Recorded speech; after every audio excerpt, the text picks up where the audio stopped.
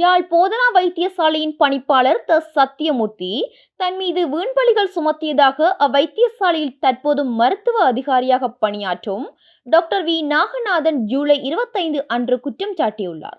பணிப்பாளர் டாக்டர் சத்தியமூர்த்தி இவ்வாறு பலர் மீதும் பாய்ந்துள்ளதாகவும் அவர் தனது குற்றச்சாட்டில் தெரிவித்துள்ளார். அதிகாரத்தில் உள்ளவர் கையில் உள்ள முட்டை கூட அம்மிக்கல்லையும் உடைக்கும் என தெரிவிக்கின்றார் மிகுந்த மன உறுதி கொண்ட டாக்டர் வி நாகநாதன். அதுக்கெல்லாம் இப்போ அம்மிக்கல் வந்து அதிகாரி இந்த கையில் இருக்கிற முட்டை வந்து அம்மிக்கல்ல நொறுக்கும். சரியான வார்த்தை. அப்போ நாங்கள் இந்த இடத்துல எனக்கு பணிப்பாளர் டாக்டர் சத்தியமூர்த்தியால் ஆகஸ்ட் 2017 அனுப்பி வைக்கப்பட்ட கடிதத்தில் டாக்டர் வி நாகநாதன் மனநிலை பாதிக்கப்பட்டவர் என்று குற்றம் சுமத்தி அவரை தற்காலிகமாக பணி இடைநீக்கம் செய்ததோடு அவருக்கு வழங்க வேண்டிய சம்பளத்தையும் இடைநிறுத்தி வைத்திருந்தார். பணிப்பாளர் டாக்டர் சத்தியமூர்த்தி அதற்கு பின் 2023 இன்னும் ஒரு குற்றச்சாட்டையும் டாக்டர் வி நாகநாதன் மீது எழுப்பியிருந்தார். டாக்டர் வி நாகநாதன் தனது முகநூலில் தங்களுடைய ஸ்தாபன பணிக்கோவைக்கு மாறாக தகவல்களை வெளியிடுவதாக குற்றம் சாட்டி அக்கடிதத்தை சுகாதார அமைச்சுக்கு அனுப்பியிருந்தார். யாழ் போதனா வைத்தியசாலை பணிப்பாளர் டாக்டர் சத்தியமூர்த்தி டாக்டர் வி நாகநாதனுக்கு எதிராக பணிப்போர் தொடுக்க என்ன காரணம்? இதற்கு பின்னாலும் ஒரு மோசடி அம்பலப்படுத்தப்பட்டது காரணமாக இருந்துள்ளது. டாக்டர் சத்தியமூர்த்தி டாக்டர் வி நாகநாதனை தற்காலிகமாக இடைநிறுத்தி அவரது சம்பளமும் நிறுத்தப்பட்ட ஆகஸ்ட் 2017க்கு 6 மாதங்கள் முன்பாக பிப்ரவரி 2017 கைவிடாத எண்டோஸ்கோபி இயந்திரம் கண்ணி கழிவது எப்போது என்ற யாழ் போதனா வைத்தியசாலையில் இடம்பெற்ற ஊழல் மோசடியை அம்பலப்படுத்தும் அகரன் என்பவர் எழுதிய கட்டுரை புதுவிதி என்ற பத்திரிகையில் வெளியாகியிருந்தது. அக்காலகட்டத்தில் யாழ் போதனா வைத்தியசாலையின் பணிப்பாளராக இருந்தவர் இன்றும் அதே பதவியில் இருப்பவர் டாக்டர் சத்தியமூர்த்தி. இந்த ஊழல் குற்றச்சாட்டு கட்டுரை பணிப்பாளர் டாக்டர் சத்தியமூர்த்தியை வெகுவாக பாதித்திருக்கும் என்பது பொது புத்திக்கு தெரிந்த விடயம். இக்கட்டுரையை அகரன் என்ற பெயரில் எழுதியது புலனாய்வு ஊடகவியலிலும் தேர்ச்சி பெற்ற டாக்டர் வி நாகநாதன் அல்லது இவர் கட்டுரைக்கான தகவலை அகரன் என்ற புனைப்பெயரில் எழுதியவருக்கு வழங்கியிருக்க வேண்டும் என்ற எண்ணப்பாடு அங்கு இருந்தது என்கிறார் டாக்டர் வி நாகநாதன். ஆனால் அவர் அதனை தான் எழுதியதாகவோ அல்லது அதற்கான தகவல்களை வழங்கியதாகவோ குறிப்பிட மறுத்துவிட்டார். இந்த பின்னணியிலேயே டாக்டர் வி நாகநாதன் சக மருத்துவர்களோடும் சக மருத்துவ பணியாளர்களோடும் தகாத முறையில் நடப்பதாகவும் இவருக்கு மனநோய் இருப்பதாகவும் குற்றஞ்சாட்டி பணிப்பாளர் சத்தியமூர்த்தி இவரை தற்காலிகமாக வேலையில் இருந்து நிறுத்தியதுடன் அவருடைய சம்பளத்தையும் எவ்வித மனிதாபிமானமும் காட்டாமல் நிறுத்தியுள்ளார். என்ன வேலையை விட்டு அப்படியே நீக்கி முதலாவது விஷயம் நிப்பாட்டினவர், அடுத்த விஷயம் சம்பளத்தை நிப்பாட்டினவர்.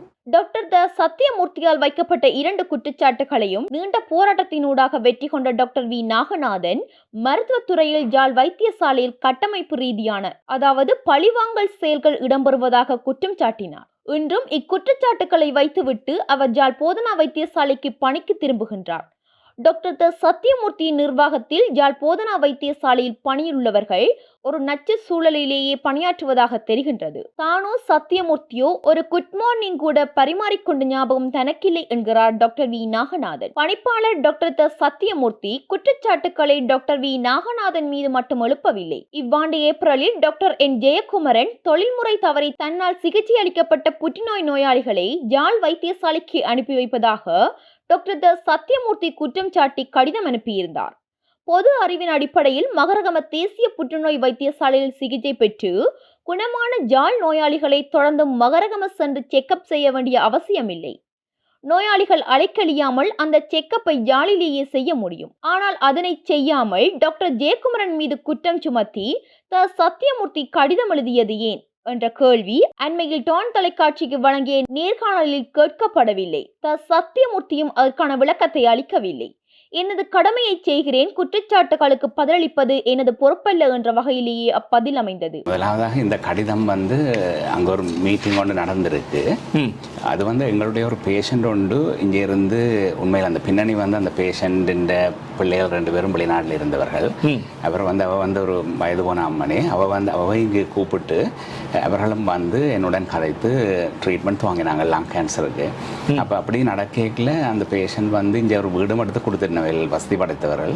யாழ்ப்பாணம் தான் என்னுடைய ஹோம், அந்த வீடு வளவு அங்கே இருக்கணுமெண்டு வில்லங்கமாக தான் போக போகிறேன். நான் அப்போ சொன்னேன், இப்படி கொஞ்சம் பிரச்சனைகள் இருக்குது, அங்கே இருந்து போய்களை உங்களை கொஞ்சம் பேடாக ட்ரீட் பண்ணக்கூடும் என்றாலும் நான் உங்களுக்கு எழுதி தாரேன், நீங்கள் போய் சமாளிங்கோன்னு சொல்லி நாங்கவே போனவேல் நான் வடிவாக நான் என்ன செய்தது எல்லாம் எழுதி கொடுத்தது.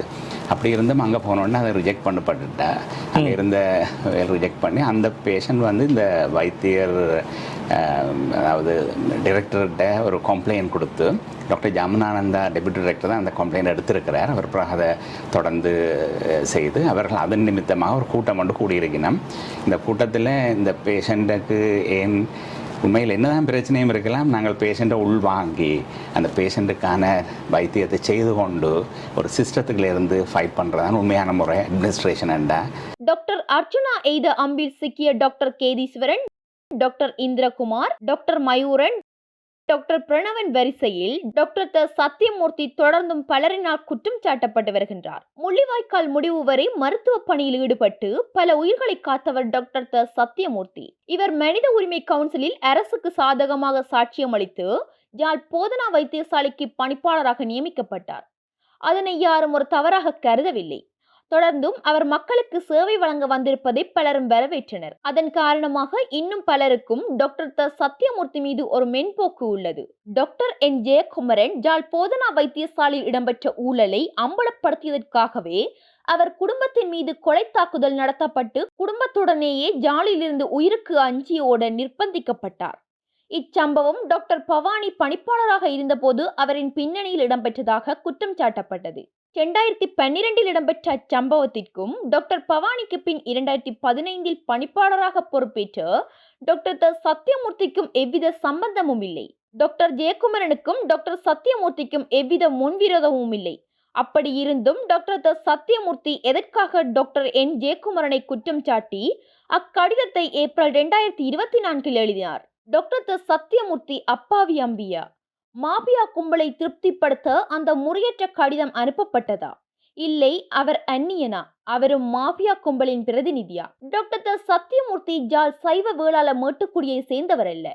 யாழ் போதனா வைத்தியசாலைக்கு இவர் பணிப்பாளராக நியமிக்கப்பட்டதில் யாழ் சைவ வேளாள மேட்டுக்குடிக்கு எப்போதும் ஒரு புகைச்சல் இருந்துள்ளது.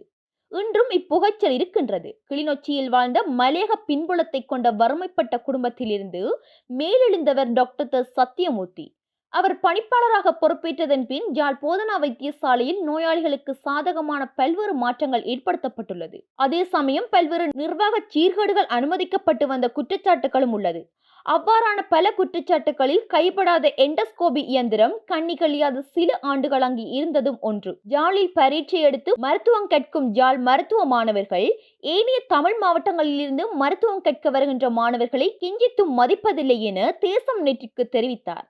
வன்னி மாவட்டத்தில் மருத்துவத்துறைக்கு தெரிவு செய்யப்பட்ட பெயர் குறிப்பிடப்பட விரும்பாத டாக்டர் ஏனைய தமிழ் மாவட்டங்களில் மருத்துவத்துறைக்கான வெட்டுப்புள்ளி யாழ் மாவட்டத்தை விட குறைவாக இருப்பதால் அவர்கள் பகடிவதை என்ற பெயரில் பல்கலைக்கழகம் பூந்த காலம் முதல் நையப்படைக்கப்பட்டு 2ஆம் தரமானவர்களாகவே கணிக்கப்படுகின்றனர். அவர்கள் மருத்துவர்களாகி பதவிகளை பொறுப்பேற்றாலும் இந்த பேதமை அவர்களின் ஆழ்மனங்களில் இருக்கின்றது என்றும் அந்த வன்னி டாக்டர் தெரிவிக்கின்றார். அப்படி இருக்கையில் கிளிநொச்சியில் இருந்து மலையக பின்னணியோடு மருத்துவரான சத்தியமூர்த்தி தன்னுடைய பதவியை தக்க வைப்பதென்பது மிகுந்த நெருக்கடியானது. நிலைமை இப்படி இருக்கையில் டாக்டர் சத்தியமூர்த்தி அங்கிருந்து யாழ் மருத்துவ மாஃபியாக்களுக்கு எதிராக குறிப்பிடத்தக்க நடவடிக்கை எதனையும் எடுத்திருக்க முடியுமா என்ற கேள்வி தவிர்க்க முடியாதது. பல்வேறு இன்னல்கள் மத்தியிலும் தான் அடைந்த முக்கிய பதவியை தக்க வைக்க வேண்டும் என்ற எண்ணம் பெரும்பாலும் யாராக இருந்தாலும் இருந்திருக்க வாய்ப்புள்ளது. அதனால் டாக்டர் சத்தியமூர்த்தி அங்கு வெளித்தெரியாத மருத்துவ மாஃபியாக்களின் சூழ்நிலை கைதியாக ஒரு அம்பியாக இருக்க வாய்ப்புள்ளது. இல்லையே டாக்டர் சத்தியமூர்த்தியும் மண்ணாசை, பொன்னாசை, பெண்ணாசை கொண்டு அதற்கு அடிமைப்பட்டு அவரும் ஒரு அந்நியனாகும் மருத்துவ மாஃபியாக்களில் ஒருவராக மாறியிருக்கலாம். டான் தொலைக்காட்சிக்கு குறிப்பிட்டது போல் நான் எனது கடமையை செய்கிறேன், வரும் குற்றச்சாட்டுகள் பற்றி அக்கறை இல்லை என்று தொடர்ந்தும் தத்துவம் பேச முடியாது. வடக்கில் உள்ள 15 லட்சம் வரையான மக்களின் மருத்துவம் உயிர் வாழ்வு யாழ் போதனா வைத்தியசாலையின் பணிப்பாளராக சத்தியமூர்த்தியின் முடிவுகளில் உள்ளது. அவர் வடக்கு தமிழ் மக்களுக்கு பொறுப்பு கூற கடமைப்பட்டுள்ளார். 2015 முதல் அவர் சம்பாதித்த அசையும் அசையா சொத்துக்களை வெளிப்படுத்தி யாழ் போதனா வைத்தியசாலையில் கடந்த 2015 முதல் என்ன நடந்தது என்று சத்தியம் பேச வேண்டும். கடற்தொழில் அமைச்சராக இருந்தாலும் வடக்குக்கு பொறுப்பான அமைச்சராக டக்ளஸ் தேவானந்தா செயற்பட்டு வருகின்றார். தமிழ் தேசியம் பேசிய பாராளுமன்ற உறுப்பினர்கள் எல்லோரும் புறந்தள்ளப்பட்டு அமைச்சராக இருந்தாலும் மக்களால் அணுகக்கூடிய ஒருவராக டக்ளஸ் தேவானந்தா காணப்படுகின்றார். யாழ் போதனா வைத்தியசாலையின் வைத்திய அபிவிருத்தி சங்கமும் அமைச்சர் டக்ளஸ் தேவானந்தாவின் பிரதிநிதிகளின் கைகளிலேயே உள்ளது. இவர்களோடு நெருங்கிய ஒருவர் தேசம் நெற்றிற்கு என்று தெரிவிக்கையில், டாக்டர் சத்தியமூர்த்தியின் கைகளும் சுத்தமான கைகள் அல்ல, ஆனால் அங்கு பணிப்பாளர் பொறுப்பை ஏற்பதற்கு அவரிலும் பார்க்க மோசமானவர்களே உள்ளனர் என தெரிவித்தார். தாங்கள் டாக்டர் சத்தியமூர்த்தியை பணிப்பாளர் பதவியிலிருந்து இறக்குவதற்கு கோரிய குறிப்பிட்ட சமூக செயற்பாட்டாளர், அதனால் தான் தாங்கள் அவரை மாகாண பணிப்பாளர் பதவியில் இருந்து நீக்கியதாகவும் தேசம் நெட்டிற்கு தெரிவித்தார். டாக்டர் சத்தியமூர்த்தியின் தொழில்முறைக்கு முரணான செயற்பாடுகள், தனிப்பட்ட பழிவாங்கல்கள் தொடர்பில் GMOA டாக்டர் மதிவாணன் 30 வரையான பக்கங்களை கொண்ட அறிக்கையை தயாரித்து சுகாதார அமைச்சுக்கு வழங்கியுள்ளார். இந்த விசாரணை தொடர்பிலேயே வெளிநாட்டில் கற்கைகளுக்காக சென்றிருந்த சத்தியமூர்த்தி கற்கையை இடைநிறுத்தி அவசரமாக நாடு திரும்பினார். டாக்டர் அர்ச்சுனா பதவியை பொறுப்பேற்க முன்னமே அவரை யாழிலிருந்து விரட்ட விடாமுயற்சி எடுத்த GMOA இறுதியில் அர்ச்சுனாவை வெளியேற்றும் வரை தென்மராட்சி மக்களின் உயிரை பணயம் வைத்து தொடர்ச்சியாக 3 நாட்கள் பணிப்புறக்கணிப்பில் ஈடுபட்டது.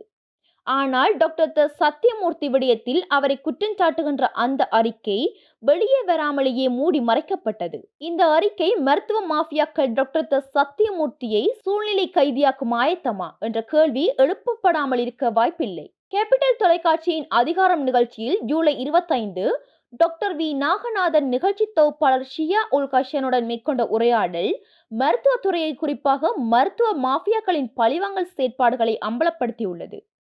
டாக்டர் வி நாகநாதன் மேலும் தெரிவிக்கையில், சிறுநீரக மாஃபியாக்கள், கருவள மாஃபியாக்கள் என பல்வேறு ஊழல்கள் பற்றியும் பேசினார். மேலதிக தகவல்கள் வெளியிடுவது தனது உயிருக்கும் ஆபத்தாக முடியும் என்கிறார் டாக்டர் வி நாகநாதன். வரும் நாட்கள் அவருடைய பணிக்கும் உயிருக்கும் சவாலாக அமையுமா என்பதை காலம் குறித்துக் கொள்ளும். தமிழ் தேசியம் பேசும் பாராளுமன்ற உறுப்பினர்கள் சித்தார்த்தன், ஸ்ரீதரன், சுமந்திரன், அடைக்கலநாதன், செல்வராஜா கஜேந்திரன் இவர்களின் அடிப்பொடிகள் தேசியம் பேசாதவர்கள். அங்கஜன் அவர் அடிப்பொடிகள். இவர்கள் சாவக்கச்சேரி ஆதார வைத்தியசாலைக்கு ரமேஷ் பத்ரன சென்று மக்களின் குறைகளை விசாரிப்பதை விரும்பவில்லை. அதற்கு காரணம் doctor Sathyamoorthy, doctor Ketheeswaran, doctor Indrakumar, doctor Mayooran, doctor Rajeev போன்றவர்கள் இவர்களுக்கு கொடுத்த அழுத்தம். இவர்களோடு மலையக பெண்களுக்கு குளியல் அறையை மறுத்து அவர்கள் வெளியே நீராடுவதை CCTVயில் பதிவு செய்து அச்சிறுமிகளை துன்புறுத்திய 6 திருமுருகன் நெருங்கிய நட்பிலும் உள்ளார். அண்மையில் அபயம் என்ற அறக்கட்டளை மேலும் ஒரு ஸ்கேனிங் மிஷினை யாழ் போதனா வைத்தியசாலைக்கு அன்பளிப்பு செய்திருந்தது. மேற்குறிப்பிட்டவர்களுடைய பிறந்த தினங்களில் பாராட்டு நிகழ்வுகளில் ஆளுக்கால் துதிபாடும் 6 திருமுருகன் தனது பெயருக்கு வெள்ளையடிக்க அந்த ஸ்கேனிங் மிஷின் வழங்கப்பட்ட புகைப்படத்திலும் தன்னை செருகிக் கொண்டார். ஆனால் அந்த மிஷினை வாங்கி கொடுத்த கொடைவள்ளல் அங்கில்லை. இந்த ஸ்கேனிங் மிஷினில் யாருடைய கையாவது படுமா, அல்லது அதுவும் எண்டோஸ்கோபி மற்றும் சாவக்கச்சேரியில் உள்ள மிஷின்கள் போல் மூடி கட்டி வைக்கப்படுமா என்பதை காலம் தெளிவாக சொல்லும்.